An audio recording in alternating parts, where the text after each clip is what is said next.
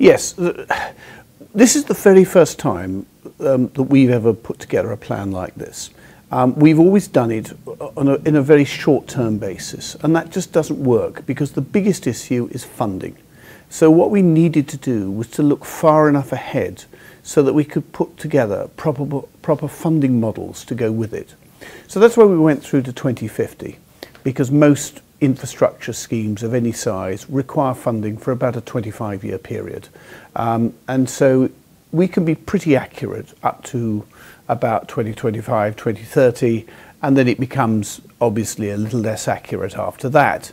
But nevertheless, we can put the funding in place, which is the real issue.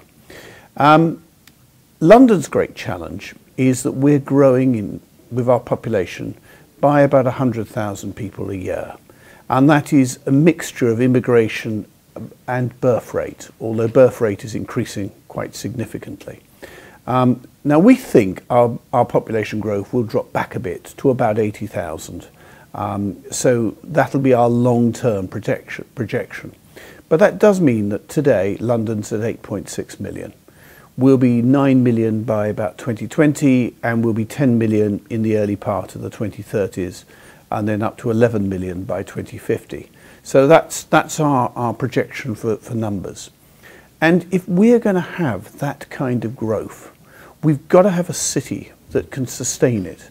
And that's about transport, it's about housing, but it's also about other things like gas and electricity and water and all these other things that are so important.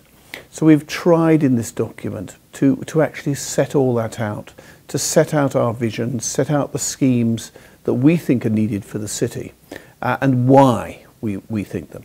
So the document becomes both a manifesto for the city, but also a funding document that we can go to central government for money. We can also go out to our various partners so they can start getting their thinking in place about how do you fund this kind of growth. What are the challenges? Well, obviously money. Money is the biggest single challenge to all of this, particularly when it comes to transport.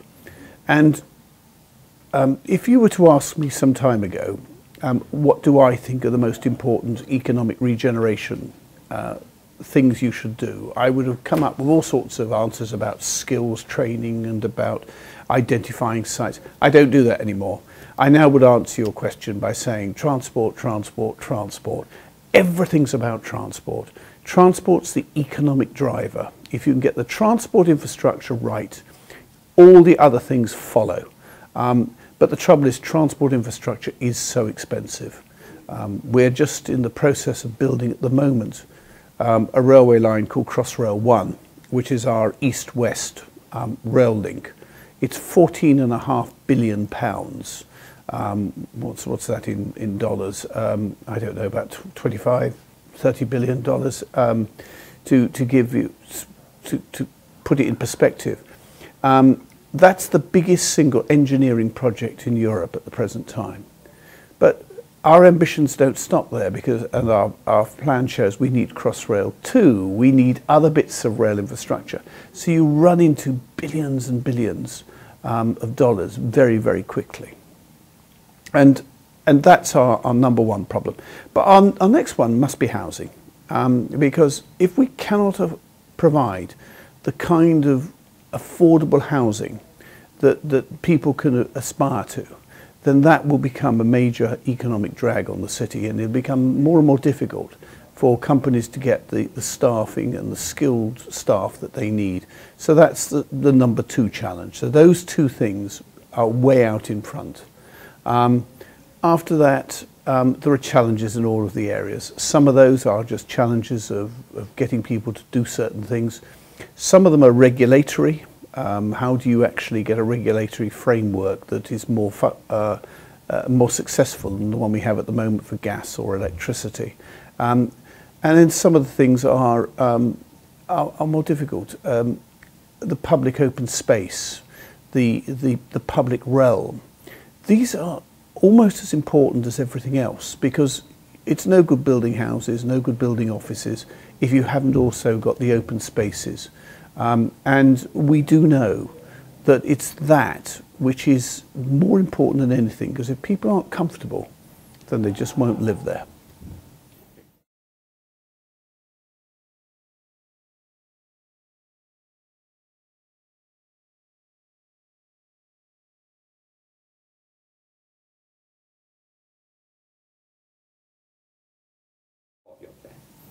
Well, yes. You're absolutely right about NIMBY, not in my backyard. But of course, the truth of the matter is, we get people in the city coming to us and saying, when are you going to build homes for my children? And then when we go out to consultation, it does, and don't build them anywhere near me. And that's what you get all the time. Everybody is a bit sort of, they've got split personalities on this. Everybody wants it, but not near them. And it is getting, you're absolutely right, increasingly difficult. And I think that's partly because people, the number of articulated, well-educated people is constantly increasing. The numbers are growing. They're much more vocal as a result. And it is harder to push through some of these schemes. Any kind of transport infrastructure is going to be very disruptive, and it's going to be disruptive for a long period of time. I spoke earlier about the Crossrail project that we've got underway.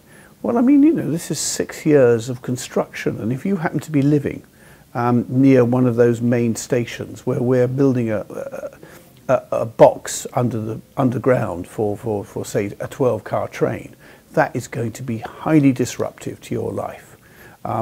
So people are rightly concerned about that, and I understand that, and it does get increasingly difficult, but we've also got to keep moving forward. We can't stop. Singapore, like London, it's a growing city, growing population, growing needs, so you've got to get these projects off the ground.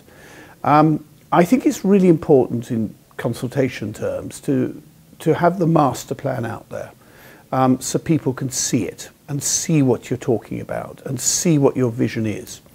An example of this, we have a problem in East London with river crossings. We basically only have 2 tunnels and a bridge quite a long way to the east of the city. So there's half the city is quite disconnected because of the width of the river. And we went out back in 2007 for a bridge to go across, and the outcry was tremendous. Everybody said, you can't possibly build it, the traffic will be terrible, it'll ruin my area. We've now gone back out in the infrastructure plan with another tunnel, 2 bridges, and indeed a further crossing even further east outside of London. The net result is people are no longer arguing about it anymore. It's because we are not, we've got a better formula. We're spreading the pain, if you like, over a much bigger area, so people don't see it all concentrated in one place. And I think that's one of the things we've learned. You need to have the bigger vision out there, then consult on the more detailed points. And that way we get over this problem.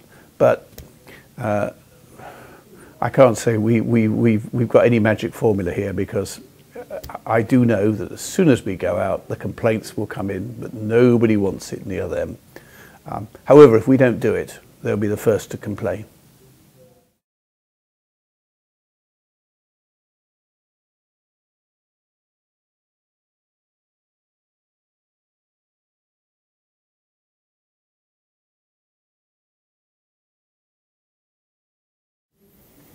I think this is a really difficult question, and I think again, I think my views have been changing on this. And the lesson of London's quite interesting in this. If you look at our planning history, London had a population in the 1930s of 8.6 million. And then in 1944, a major piece of planning was undertaken called the Abercrombie Report. It's a very big thing in British planning circles. This report basically said that big cities are bad for the economy, they will be less sustainable, etc., and that you need to reduce the size of the city. So for years, British government policy and London policy was indeed to locate offices out of London, to move people out to garden cities, which would be specially built, etc. Fine, except about 1960, they all started to come back, because the reality was people didn't want to go and live outside the city. They wanted to live in the city. And lo and behold, this year we're back to 8.6 million again. We are actually back to where we started in population numbers, and are rising from here on in. So I think you have to recognise this, that people do want to live in cities. We are I was going to say a nation in the case of Britain, but I think worldwide we are all moving into cities now. It's the trend, and I think the limitation is actually more about trying to preserve the urban realm and the livability. I think you can increase density quite a lot. Density in London is relatively low. We have a lot of sites where we can densify quite significantly, and we're working on that. And I think that the only limitation is what we do with parks, with open spaces, with how we deal with the ground floor level as the tall buildings hit the ground. What happens there? How do we handle all that? Do we make it a pleasant place for people to live in? One of the things I'm very proud about is when you go to any of London's tall buildings and you look down on a very green city. And that's really important, because it's those open lungs, those parks, those open spaces, which become more and more important. And I think provided we can keep that balance in place, I think you can increase the density very significantly. But with it has got to come the improvements to public transport. And I'm afraid with it will also come less cars, because we cannot live with that. So there is going to be it's going to change, and change significantly, but I think we can go up quite a long way. What's our limit? I don't know. I mean, there obviously is a limit. I don't know what it is.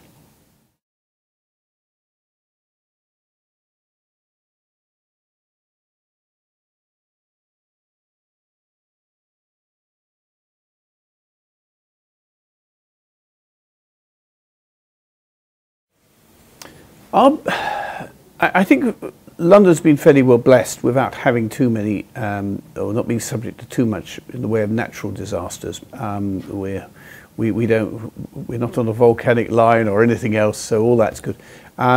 We have to watch flooding, and that always is an issue for us. We're relatively low lying. We have built the Thames flood barrier, which is a major piece of engineering, which actually controls the flows into the River Thames, and this last winter we've had to use it on a number of occasions. We've also got, because of increased rainfall, rising groundwater pressure, and this is relatively new for us in London, and this is all about just the water table rising because of so much water coming down, and so you can get flooding where you least expect it. It's old riverbeds, old streams, it's things like that which suddenly start to flood, and so we've got to keep an eye on that. We've got to make sure we have the plant and the equipment available to deal with that. Now we've spent a lot of money making sure we do have the plant and equipment to deal with it. And indeed, this last winter, we from London have been supplying equipment around the country, because we actually sit on quite a lot of it. So that's one area, and we have to watch that, and we're doing some work now on building a new Thames flood tunnel underneath the Thames, where we can actually collect sewage at times of extreme rainfall. We can actually store it away till we've got time to process it. Probably the one that I'm more worried about is the supply of electricity for us in London. The UK economy has shifted very much to green industries, which is fine and that's good, but I'm afraid one really new, very substantial office building can take the same amount of electricity as a small town. So we do have to increase our electricity resilience far more than we have it at the moment, and that probably heads our list of issues as far as we're concerned. putting those two things aside, I think that's about it for us. There's obviously areas like crime and security, but I think that we've got a very robust policing system in the city. It works very well. It has managed to withstand all sorts of terrorism issues over the years. I won't say for 1 minute that we're complacent. We're certainly not. But I think we have that at about the right level. So, short answer to your question, I think it's all about water and electricity for us as our big issues.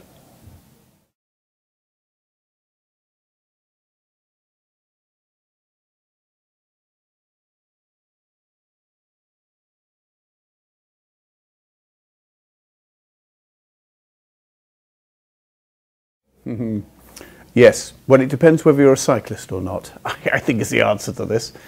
We have a very robust cycling lobby who believe that cycling should take precedence over everything.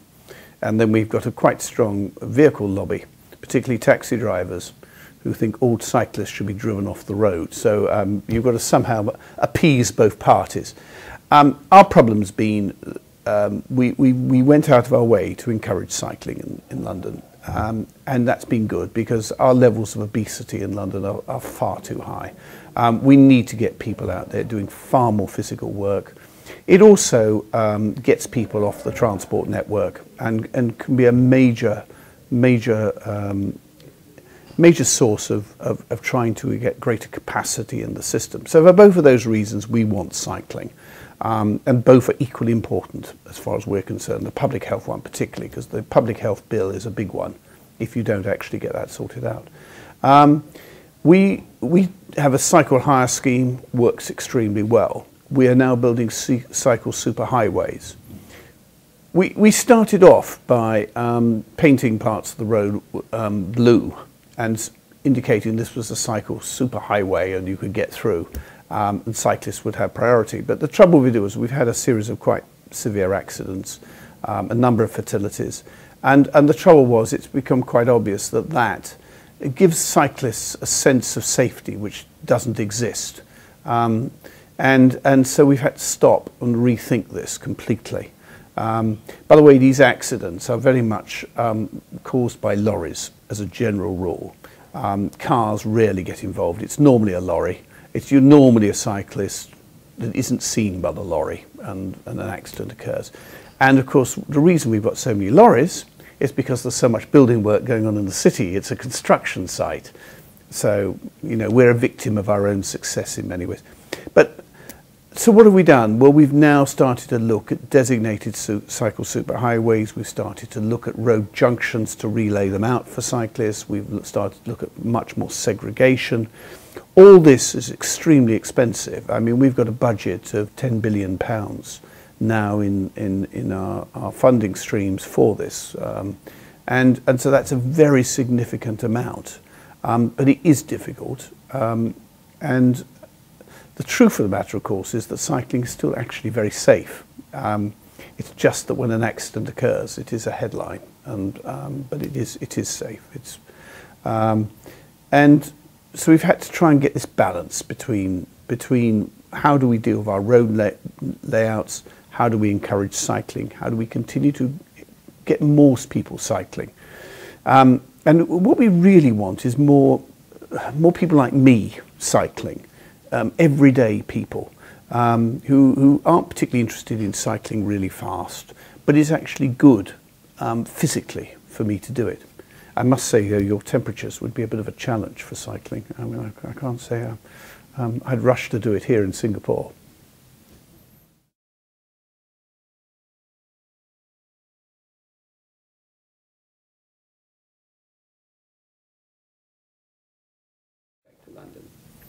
Well, I find Singapore a fascinating city because, I mean, you are blending here the old and the new, which is a challenge for us as well. You are dealing with the public realm issues here very, very sensitively, and you do have the open spaces and everything else. I think what I suppose the one I'm most interested in many ways is how you cope with your housing problem, particularly the affordable housing sector, and you are handling it extremely well. But your challenges are like ours.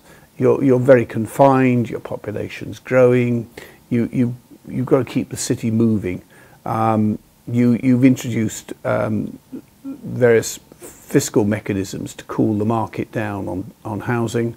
I mean, we've been watching some of those fiscal mechanisms. They're not something that we're planning to introduce, but we certainly do watch them very closely, because we've all got the same problem. How do you make sure you have a city where you kind of provide housing for everybody? I mean, it's no good having a city of the rich. You have to have a city where everybody can live there. We've got to have our policeman and our nurse and our bank clerk or whatever in the centre of the city. We all need that. So it's this balance. I think you've done a good job here of getting your balance right, and I think that's interesting, and that's worth certainly for watching. We're certainly watching that. I think you've got a lot of regeneration schemes underway, which again are interesting from our point of view. Can we learn anything from you? Well, I think we can, in the sense, I think you've got some actually superb buildings. I think some of your buildings are absolutely wonderful. No, I think we watch very closely what you do, because your challenges are like our challenges, and I think we all just do tend to follow the same lines as each other.